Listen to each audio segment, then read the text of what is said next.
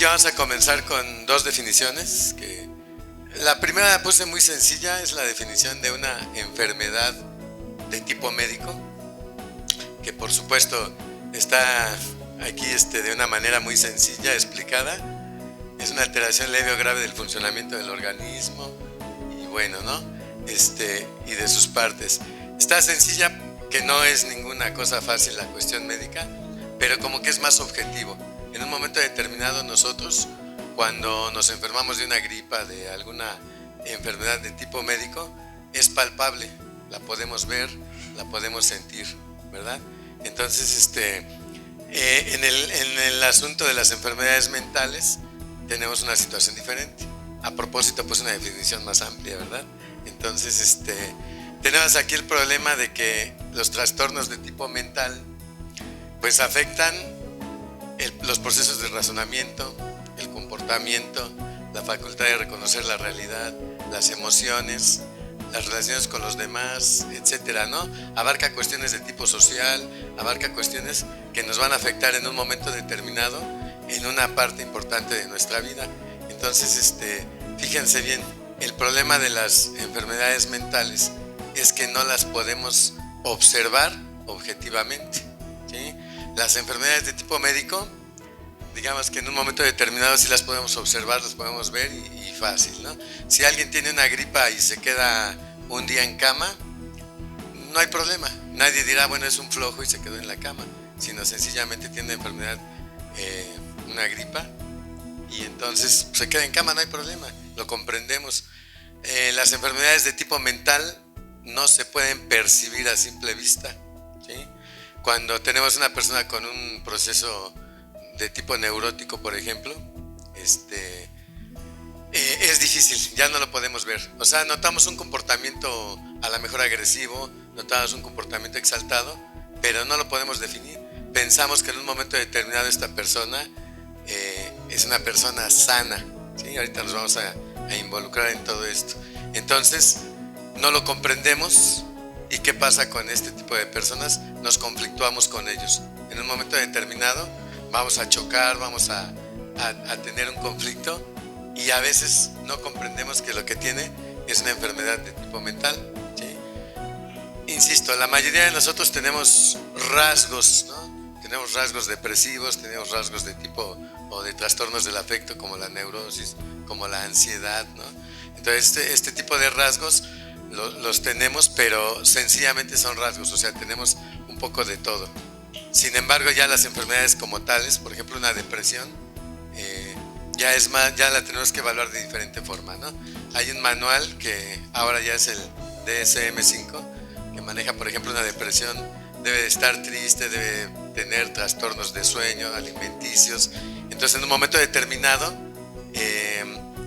tiene que tener ciertas características y debe de durar un periodo de tiempo, ¿sí? Más o menos 6 meses para definirlo como una depresión. A veces estamos tristes una semana, 15 días. Bueno, estás triste y nada más. Es un rasgo depresivo, más no tienes la depresión en sí, ¿sale? ¿Por qué abarco estas dos definiciones? Pues porque lo que nos atañe ahorita son las cuestiones de las demencias y está dentro de estas enfermedades de tipo mental. Entonces, una demencia, sobre todo en las primeras etapas, como comentaba la doctora, ahorita les dio la primera, segunda y tercera etapa. En las primeras etapas es difícil y es un poco incomprensible. A veces pensamos que el paciente está manipulando. ¿Cómo es posible que se acuerde de lo de hace 10 años y que no se acuerde que desayunó en la mañana? ¿Sí? ¿Cómo es posible que se le olvide, no sé, todos perdemos las llaves, ¿no? Pero en un momento determinado que se le olvide este tipo de situaciones y que supuestamente son situaciones comunes, ¿sale? Entonces hago esta diferencia para iniciar y para arrancar, porque insisto, ¿no? La parte médica es objetiva, se ve, se palpa, y la parte de los trastornos mentales no la podemos observar, ¿no? Al menos de inicio. Ya ahora yo creo que la mayoría de ustedes ya evaluaron a los pacientes, ya se los demostraron, entonces ya lo van comprendiendo más o menos, ¿no? Bueno, vamos a continuar. Miren, voy a hacer un recuento, voy a basarme en una terapia. En psicología está por ramas. Hay una rama que es la rama cognoscitiva, Y hay un tipo de terapia que se llama terapia racional emotiva, un autor que se llama Albert Ellis, y inicia con autoestima, ¿sí? ¿Qué es autoestima? Nosotros en un momento determinado como que lo tenemos más o menos visualizado, ¿no? Amarme a mí mismo. Sí es cierto, pero tenemos que tener otras características. Me respeto a mí mismo porque finalmente la autoestima inicia con esta parte. A veces yo no me respeto, a veces yo no exijo cosas para mí, ¿sí? Porque puedo pensar que en un momento determinado puedo caer en el egoísmo. Pero de entrada a la persona que es más importante para mí, la persona que tiene más valor para mí, soy yo y cada uno de nosotros. Claro, debe tener otras características. Por ejemplo, el respeto a los demás. Si yo me quiero y me valoro a mí mismo, tengo que respetar también a los demás, porque partiendo de ese principio, cada uno se debe de respetar, ¿no? Entonces, tenemos que respetar a los demás en un momento determinado, porque estamos en una sociedad, estamos conviviendo con los demás. Es el respeto. Esto nos va a llevar a un equilibrio emocional. De hecho, la autoestima en muchas ocasiones se maneja como tener alta autoestima o baja autoestima, pero realmente es un equilibrio, ¿sí? La autoestima debe de estar equilibrada, no va hacia arriba, no va hacia abajo, sino debe tener un equilibrio donde en un momento determinado nosotros nos sintamos bien, ni más que los demás ni menos que los demás. Es un equilibrio exacto, ¿no? La cultura oriental tiene mucho esta parte del equilibrio. Ellos manejan el equilibrio en todas sus situaciones y bueno, están muy bien, ¿no? Se han desarrollado bastante precisamente por ese equilibrio que han logrado mantener en términos generales, ¿verdad? Equilibrio emocional, equilibrio mental, y bueno, también hay que evitar caer en la cuestión del egoísmo. El egoísmo es lo que podríamos marcar. Por ejemplo, a veces decimos, tiene una alta autoestima, ¿no? A lo mejor es un egoísta. Un egoísta sí se respeta a sí mismo, pero ya no respeta a los demás. Ese es un problema, ¿no? Entonces, en un momento determinado debemos de tener respeto hacia nosotros en relación con los demás, ¿sale? Entonces, el egoísmo tiene esa diferencia. Los dos se aman a sí mismos, tanto el que tiene buena autoestima como el que es un egoísta, pero uno sí respeta a los demás y el otro no lo hace, ¿sí? Y al final también hay que evitar la agresión, cosa que es muy difícil, ¿no? Hay gente que es muy claridosa y que dice, ¿saben qué? Yo digo las cosas tal y como son y como deben de ser, pero a veces caemos en esta parte de agresión, ¿sí? Agredimos a los demás, o sea, sí es cierto que dices la verdad, pero la gente no se la puede llevar diciendo las verdades, porque en un momento determinado caen en ofensas hacia los demás, ¿sí? Entonces necesitamos mantener o evitar esta agresión, porque en un momento determinado nos podría perjudicar. Bien, entonces con respecto a la autoestima, insisto, tenemos que tener todas estas características para poderla establecer. Y es bien importante cuando cuidamos a una persona con demencia, porque bueno, si tengo mi autoestima bien fincada, pues voy a poder trabajar con él, voy a poder tener una tolerancia, que es muy importante, y ahorita lo vamos a abarcar un poco más. Aquí se maneja una pregunta de inicio, ¿no? ¿Quién me puede evaluar como persona? Si yo les preguntara a ustedes quién los puede evaluar, a lo mejor dicen mi esposa, mi esposo, el médico, el psicólogo. Indudablemente que hay un montón de evaluaciones, algunas profesionales y algunas de otro tipo, pero la verdad es que en todo momento estamos siendo evaluados. Ahorita que nosotros llegamos como equipo y nos presentamos, a lo mejor por ahí nos observaron y ya de alguna manera pues se ve como que sí es bueno, como que no, bla, bla, bla, ¿no? Vamos haciendo una evaluación. Por supuesto, es una evaluación a la ligera y que no tiene un buen fundamento, ¿sí? Cuando vas en la calle, la gente te está evaluando. O sea, pareces buena persona, pareces mala persona, parece que tienes cierta situación, pero definitivamente todo el mundo nos está evaluando. Es una constante, ¿sí? Ahora, aquí lo importante de esto es que tú en un momento determinado no permitas que te evalúen de manera negativa. Ese sería el error.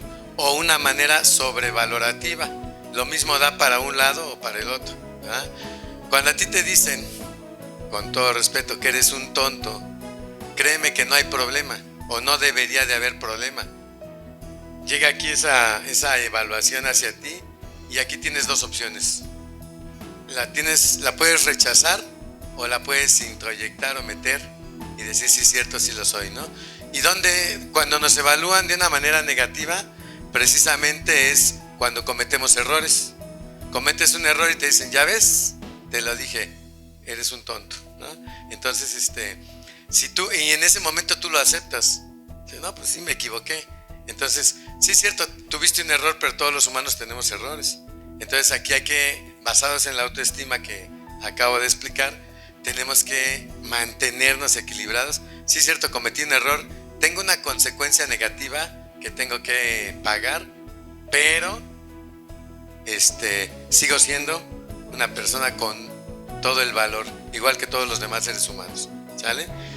Entonces esta parte de que nos evalúen, ¿sí?, negativamente es muy importante, ¿no? Tenemos que controlarla. También la evaluación al revés, cuando te dicen tú eres el mejor, tú eres el más grande, tú eres el número uno, lo que te pasa es que te van inflando, ¿no? En un momento ya estás hasta el cielo. ¿Y qué te va a pasar cuando te des cuenta de que no es así, ¿no? Me regreso a lo que hablaba de la autoestima, tiene que haber un equilibrio. Entonces no debes permitir o no te debes permitir tú tomar esas evaluaciones como verdaderas, ¿sí? Aquí se trata de que en un momento determinado tú definas, ¿no? Un médico no es un buen médico, no es un mal médico, simple y sencillamente es un médico, ¿no? Puede tener errores, puede tener aciertos, puede tener ciertas situaciones de este tipo, pero al final de cuentas su personalidad debe quedar intacta. Ajá. Y así cada uno de nosotros, dependiendo de la actividad que hagamos, tenemos que mantenernos en esa situación, ¿no? Aquí, basados en esta parte que acabo de comentar, la terapia que les mencionaba tiene estas dos situaciones, ¿no? Cuando nos llega un estímulo externo, es decir, una evaluación o una situación X, lo que nos va a ocurrir llega aquí a nuestro cerebro. Aquí nos faltó una línea, ¿verdad?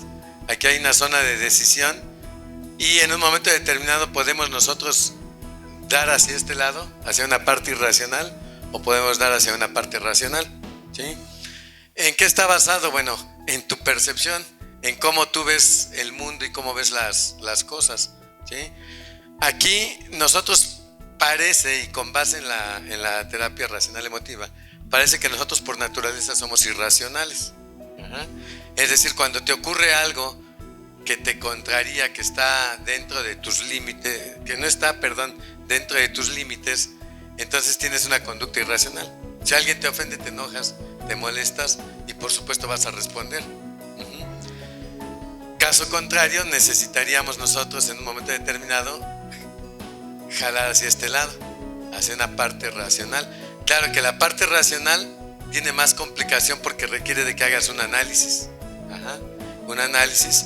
Y te digo, entonces nosotros como seres humanos tenemos un problema, reaccionamos. Cuando nos ocurre algo, tenemos una reacción inmediata e insisto, generalmente es de tipo irracional. Entonces, aquí nosotros lo que tenemos que hacer es equilibrarnos y comprender que antes de dar una respuesta para cualquier situación que nos ocurra, tenemos que comenzar a utilizar la razón para en un momento determinado dar una respuesta, ¿sí? Si me refiero a la parte de los pacientes, a veces tienen conductas que ya son negativas basados en su enfermedad. Sabemos que está enfermo, lo comprendemos, y cuando da una conducta que es negativa, en lugar de irnos hacia esta parte irracional, requerimos de manejar la razón. Bueno, vamos a comprenderlo, vamos a analizarlo y vamos a dar una respuesta de otro tipo. Insisto, el problema es que acá te lleva tiempo y aquí es la reacción inmediata, ¿no? Entonces, con esta base, nosotros tenemos que comenzar a comprender precisamente al paciente, a nuestro paciente, y necesitamos en un momento determinado trabajar hacia acá, hacer análisis y hacer esta comprensión que ahora estoy intentando hacerles ver, ¿no? Tu paciente está enfermo y siempre lo va a estar. Entonces, en un momento determinado, necesitamos racionalizar esta parte y damos más conductas, ¿no? Todo está basado, o esto está basado en cómo percibimos el mundo.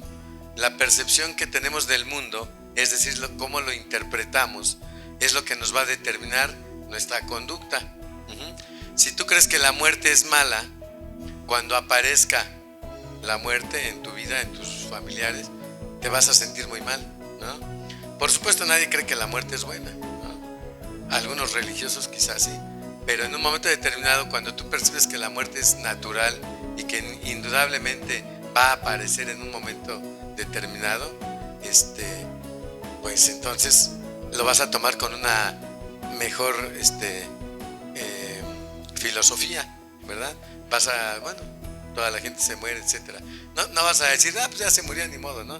No es posible, porque tenemos sentimientos. Pero en un momento determinado vamos a tener una mejor reacción y una reacción más positiva, y sobre todo nuestro proceso de duelo quizás sea más corto, ¿no? Quizás lo logremos controlar de una mejor manera, ¿no? Entonces, insisto, la parte racional está basada en cómo ves y cómo percibes al mundo. Y si tú lo percibes de una manera más positiva, tus reacciones van a ser más positivas, ¿no? Basado en lo que digo, vamos a manejar. La terapia racional tiene 12 ideas básicas. No voy a abarcar todas porque no nos da el tiempo, ¿no? Que de hecho hay infinidad de ideas irracionales que se manejan, y en un momento determinado las tenemos que definir y tenemos que intentar cambiarlas, ¿no? Hacia el otro lado. Todas estas ideas que les voy a dar, si se tratara de un taller más dinámico, les haría estas preguntas, ¿no? Pero ahorita las voy a explicar de manera directa. Todas son, insisto, irracionales, es decir, hay que hacer lo contrario de estas ideas que van a aparecer, ¿no? Entonces vamos a ver la primera. Miren, yo debo ser por entero competente, apto y eficaz en todos los aspectos posibles. Aquí el problema con esta idea, que la palabra posibles es como una trampita, ¿no? Nos ponen esta palabra para que nosotros sintamos eso, sí, yo siempre estoy intentando hacer lo mejor posible. Pero bueno, si ves toda esta parte de la idea, debo de ser por entero competente, apto y eficaz, ¿no? O sea, es difícil que todos nosotros seamos por entero competentes, aptos y eficaces, y sobre todo en todos los aspectos posibles. Eso no puede ser. Hablando de la enfermedad que estamos manejando, de los trastornos que estamos manejando, aquí tú te enfrentas a esa parte donde quieres ser el mejor cuidador, quieres atender a tu paciente al 100%, y esto no es posible. No es posible, y cuando ocurre que tienes, de acuerdo contigo, ciertas fallas, entonces te frustras, te sientes un poco culpable y tienes este tipo de problemas. Entonces, no podemos ser así. Y es más, es imposible que seamos así. Aún cuando tú vas con tu familiar, por ejemplo, bajando la escalera, en un momento determinado a lo mejor te descuidas y cae de la escalera, ¿no? ¿Qué nos pasa ahí? Nos sentimos culpables, nos sentimos mal, y en un momento determinado comenzamos a cargar culpa. Y si a partir de ahí desencadena en que el paciente se va deteriorando hasta llegar al punto final, que es la muerte, entonces me siento culpable y a veces digo, yo lo maté, ¿no? Cosa que no es positiva, ¿no? Entonces necesitamos entender que esta irracionalidad, y te digo en todos los aspectos, hablamos de los pacientes, pero en tu vida particular también, en tu trabajo, en tus actividades, no eres totalmente competente, ¿sí? Entonces el intentar serlo, el intentar ser perfecto, no es factible, ¿no? Vamos a ver la segunda. Aquí mira, es terrible, horrendo y catastrófico que las cosas no marchen de la manera que uno quisiera que marcharan, o de la manera que uno desea. Esto lo entendemos fácil. Si les pregunto ahorita, eso es irracional o racional, todo el mundo me va a decir, no, pues es irracional. Pero el problema es que en la práctica no lo logramos entender y no lo logramos manejar de esa forma. Aquí hay un despegue de la realidad.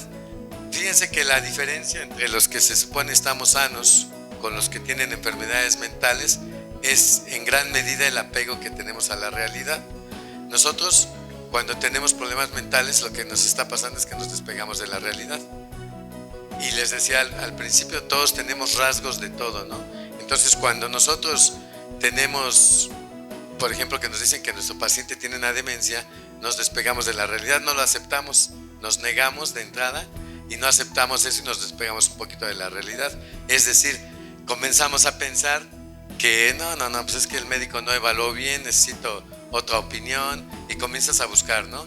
Pero al final de cuentas sí determinan que tiene la enfermedad. Y entonces comenzamos con que, bueno, ¿y por qué no le pasó al vecino? Que el vecino a lo mejor es alcohólico, a lo mejor tiene otro tipo de problemas, ¿no? ¿O por qué no le pasó a otra persona? ¿Por qué me pasó a mí? Esa es la situación que generalmente pensamos. Entonces aquí nosotros hacemos este proceso. La catastrofización es un proceso que nos ocurre comúnmente. Nosotros, cuando nos ocurre algo que sale fuera de nuestros límites o algo que no esperamos, hacemos una catastrofización, o sea, lo hacemos grande, y tenemos mucho problema para en un momento determinado regresarnos o apegarnos a la realidad. La realidad es como es, independientemente de que me guste o no. Yo me tengo que ajustar a la realidad y nunca la realidad se va a ajustar a mí.